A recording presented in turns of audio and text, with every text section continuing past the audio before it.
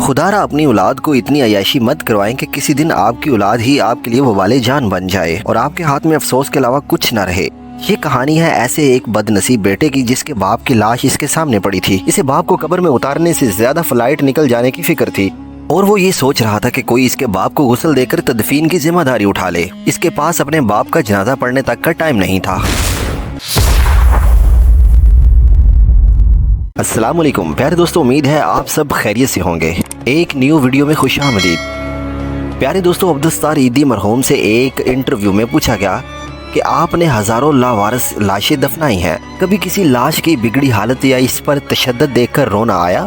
انہوں نے آنکھیں بند کر کے گہری سوچ میں غوطہ زن ہوتے ہوئے کہا، تشدد یا بگڑی لاش تو نہیں، البتہ ایک مرتبہ میرے رضاکار ایک صاف ستھری لاش لے کر آئے جو تازہ انتقال کیے بوڑھے مگر کسی پڑھے لکھے اور کھاتے پیتے گھرانے کی لگ رہی تھی۔ اس کے سفید چاندی جیسے بالوں میں تیل لگا ہوا تھا اور سلیقے سے کنگھی کی ہوئی تھی۔ دھوبی کے دھلے ہوئے سفید اجلے کلف لگے سوٹ میں اس کی شخصیت بڑی باوقار لگ رہی تھی، مگر تھی وہ اب صرف ایک لاش۔ عیدی صاحب پھر کچھ سوچتے ہوئے بولے، ہمارے پاس روزانہ کئی لاشیں لائی جاتی ہیں، مگر ایسی لاش جو اپنے نقش چھوڑ جائے کم ہی آتی ہے۔ عیدی صاحب فرماتے ہیں کہ میں اس لاش کو غور سے دیکھتا رہا کہ میرے رضاکار نے بتایا کہ اس نے کراچی کی ایک پوش بستی کا نام لے کر کہا کہ یہ لاش اس کے بنگلے کے باہر پڑی تھی۔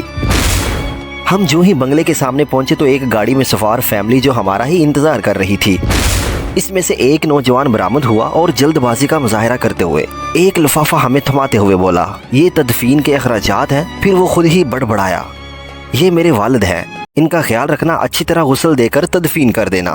اتنے میں گاڑی سے آواز آئی، تمہاری تقریر میں فلائٹ نکل جائے گی۔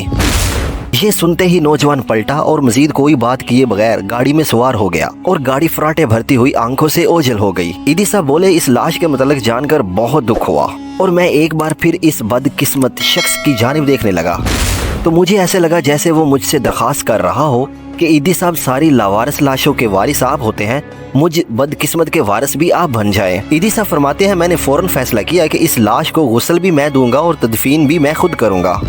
پھر یوں ہی غسل دینے لگا تو اس سے اجلے جسم کو دیکھ کر میں سوچ میں پڑ گیا کہ جو شخص اپنی زندگی میں اس قدر معتبر اور احساس ہوگا، اس نے اپنی اولاد کی پرورش میں کیا ناز و نم اٹھائے ہوں گے۔ مگر بیٹے کے پاس تدفین کا وقت بھی نہیں تھا، اسے باپ کو قبر میں اتارنے سے زیادہ فلائٹ نکل جانے کی فکر تھی اور یوں اس لاش کو غسل دیتے ہوئے میرے آنسو چھلک پڑے۔ پھر وہ اپنے کندھے پر رکھے ہوئے کپڑے سے آنسو پوچھتے ہوئے بولے، اس دن میں انسانیت کی ڈوبتی نیا پر رو پڑا، کاش کہ ہم اپنی اولادوں کی عیش و عشرت کی بجائے بہتر تعلیم و تربیت پر زیادہ توجہ دیں۔